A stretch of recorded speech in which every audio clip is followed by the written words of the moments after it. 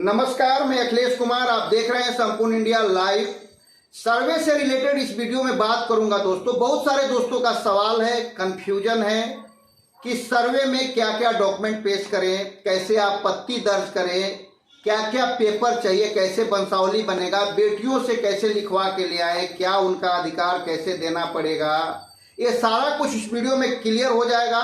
हमारे साथ अरवल में कार्यरत एक कानूनगो सर हैं। कानूनगो सर से हम अभी बात करने का प्रयास करेंगे और आप लोग फोन के माध्यम से बात करेंगे, टेलीफोनिक इंटरव्यू करेंगे उनका, और आप लोग उनको ध्यान से सुनिए और सुनने के बाद आप कमेंट कीजिएगा कि क्या आप संतुष्ट हो पाए या नहीं हो पाए। अगर नहीं हो पाए तो आप अपना सवाल कीजिएगा, अगले वीडियो में फिर से हम बताने का प्रयास करेंगे। तो चलिए सुनते हैं कानूनगो साहब को। हेलो। हाँ सर, नमस्कार। मैं अखिलेश कुमार बोल रहा हूँ संपूर्ण इंडिया लाइव से। अच्छा, नमस्कार। नमस्कार सर। सर, ये सर्वे का जो सर्कुलर आया है, नियमावली आया है, आप लोगों को तो पता ही होगा सारा कुछ। हाँ, जी।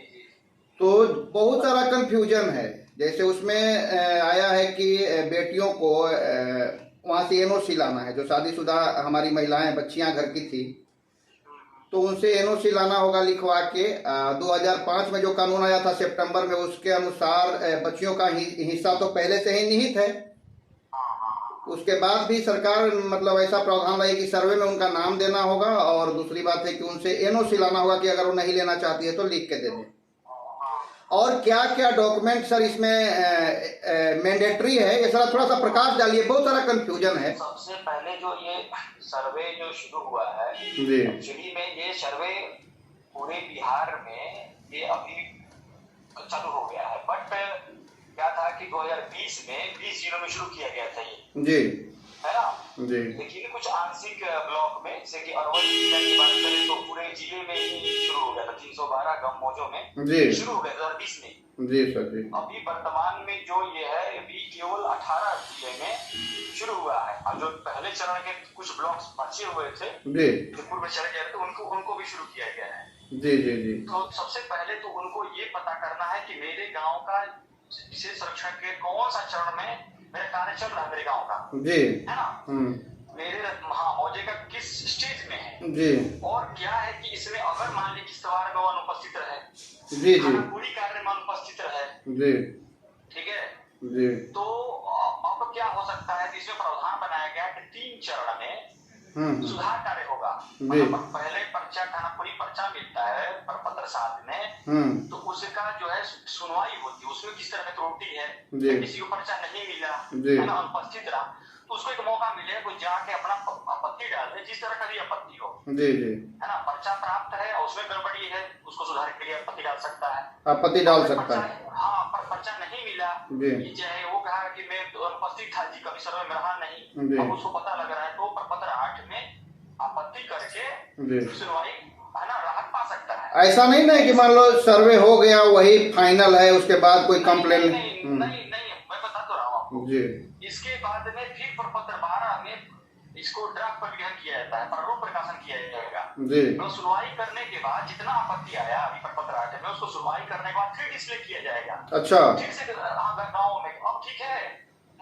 अच्छा, गाँव के लोग देखिए, उसमें फिर लोग कहेंगे नहीं जी अभी भी ठीक नहीं है, अभी अगर ये गड़बड़ी है वो गड़बड़ी है, चाहे बहुत सारे लोग जो है अभी, है ना, फिर से कहेंगे कि नहीं मैं अभी मेरा अभी भी छूट गया, मैं फिर भी नहीं था, अभी भी मैं बाहर ही था, कागज नहीं दिया था जी, फिर से मेरे को मौका मिलेगा क्या? अच्छा, बिल्कुल फिर से वो आपत्ति के मतलब दो तीन मौके और दिए जाएंगे। बिल्कुल फिर से भी वहां पे भी इसके बाद फिर डिस्प्ले किया जाएगा 20 में फाइनल पब्लिकेशन। उसमें भी आपको अगर फिर से दिक्कत है, प्रॉब्लम है, चाहे कुछ लोग छूट गए हैं, 10-20% अभी भी गाँव के लोग छूटे हुए हैं, तो उनको फिर से मौका मिलेगा और बंदोबस्त अधिकारी के माध्यम से सुनवाई हो जाएगा। 3 चरण में सुनवाई होना है, सोचिए 3 चरण में। तो अमीन के स्तर पे पहले खानापुर लेकर करना किया जाएगा, है ना, पहले अमीन के स्तर पे जितना हो सकता हो जाए। मान लीजिए कि 60%, 70%, 80% कार्य कर दिया अमीन के स्तर सुधार कर दिया, जी, है ना। मान लीजिए अभी भी 40% मान लीजिए कि उसमें त्रुटि है, अभी यहाँ से कार्य नहीं हुआ, तो फिर प्रपत्र 8 में सुनवाई जो होगा कानूनों के माध्यम से रैंकी जमीनों का और एसओ करेंगे सरकारी जी। अभी इसके बाद भी त्रुटि रहेगी, उसको फिर प्रपत्र 14 में एसओ के स्तर पर फिर सुनवाई हो जाएगी। जी उसमें हो सकता है कि मान लीजिए 10% और सुधार हो गया, हो सकता है कि अभी भी 10-15% लास्ट में, मतलब 100 में 85%, 90% अभी सही हो गया, लेकिन 10-15% मान लीजिए कमी है, उसको फिर प्रपत्र 20 के बाद अच्छा फिर है ना बंदोबस्त अधिकारी के लेवल पर जाके फिर उसको त्रुटियों को सुधार किया जाएगा। अच्छा, उसके प्रपत्र 20 के बाद भी मौका है? बिल्कुल मौका है, मतलब फाइनल आपका पब्लिकेशन हो गया, अंतिम प्रारूप प्रकाशन हो गया, जी, फिर भी आपको मौका मिलेगा कि फिर से आप आपत्ति करिए। जी जी, फिर काफी समय भी दिया गया है। बहुत सारे मीडिया वाले चला दिए हैं कि नहीं, अगर इसमें आप नहीं आ पाए तो आप झोला लेके जिंदगी भर कोर्ट का चक्कर लगाते रहेंगे। नहीं नहीं नहीं, इस तरह की भ्रामक चीजें बहुत फैल रही है। मैं दिन भर इस तरह के कॉल्स मिलता है, मुझे आता रहता है जी, और इस तरह की बातें रहती है, तो सबको बताना आश्वस्त करता हूँ कि नहीं, ऐसी बात नहीं है।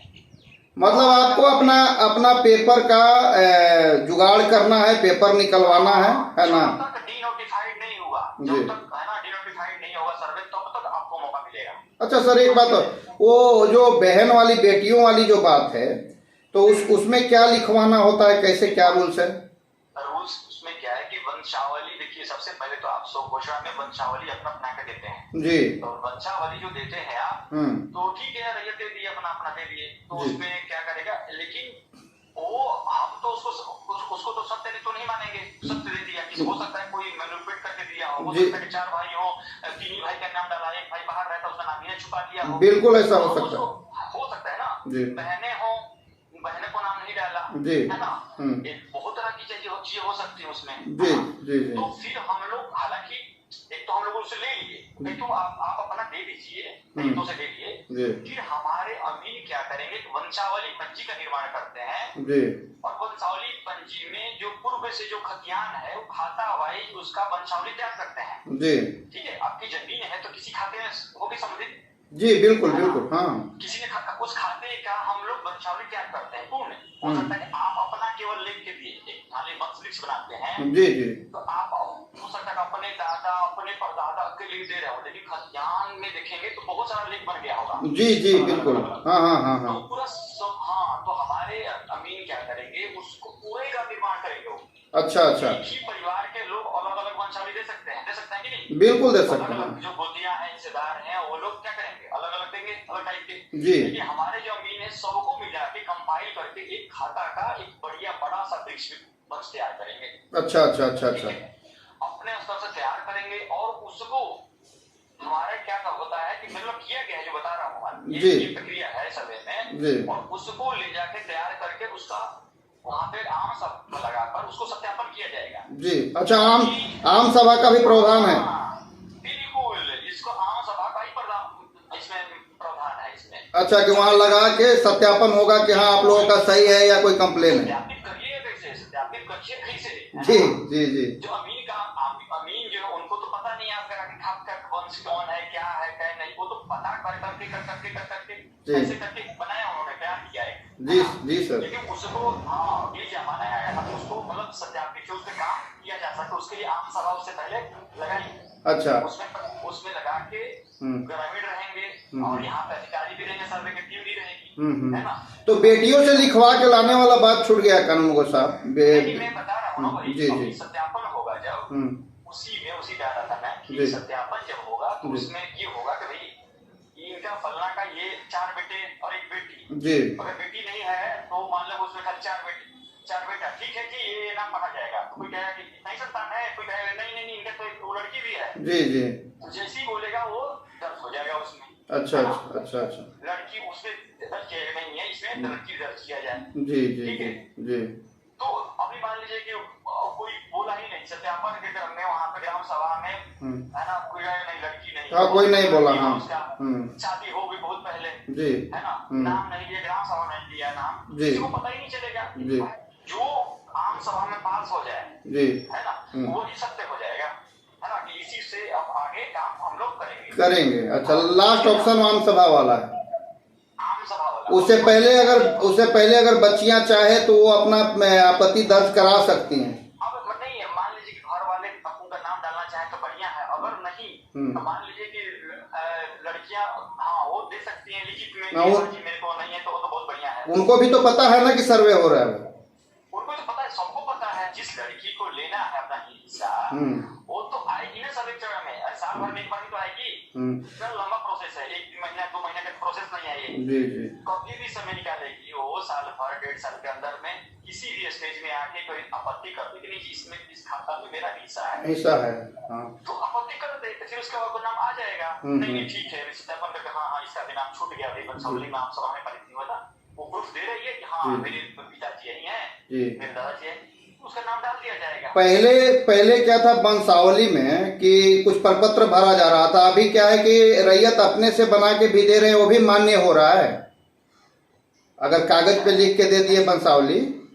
हाँ वही तो बोल रहा हूँ कि आप वंशावली के लिए बोल रहा हूँ, आपका वंशावली दिया गया है, बस एक है हमारे पास एक क्या बोल सकते हैं कच्चा मतलब ये है ना, आपका सोबत करके दे रहा वो पक्का हम उसको नहीं मान रहे ना, सत्यापन हो नहीं उसका। जी जी जी। आप तो किसी भी देखिए क्या हुआ है कि सरपंच के द्वारा पूर्व में हम लोगों ने देखा है, सरपंच के द्वारा बना के वंशावली दिया जाता है, एक ही हिस्सेदार के वंशावली सरपंच के द्वारा अलग तरह से बना कर दिया बोला वैसा बना के दे दिया तुरंत, उसने कुछ वेरीफाई ही नहीं किया। बिल्कुल बिल्कुल। तो हम लोग काम करते हैं उसको देखते हैं, पकड़ में आता है यार ये कैसे हो गया, सरपंच को कॉल भी करते हैं ये आप सरपंच जी कैसे देखते नहीं है क्या वंशावली बनाते समय, थोड़ा तो जांच कर लिया करिए। बिल्कुल।